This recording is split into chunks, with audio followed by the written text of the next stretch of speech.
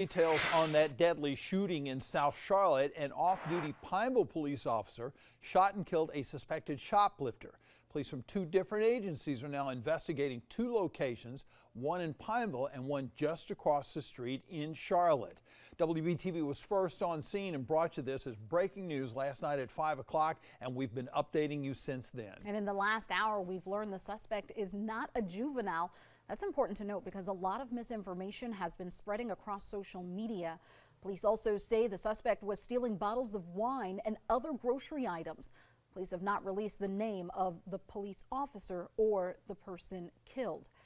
Now, this all unfolded yesterday afternoon around 3 o'clock outside the Food Lion on Johnston Road.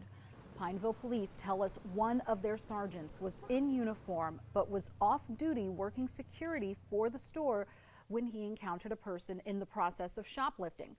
The officer confronted them and the two got into a scuffle. The suspected thief ran to an apartment complex nearby where police say the two fought again, and at some point the officer shot the suspected thief, who later died at the hospital. Investigators were on the scene for hours collecting evidence.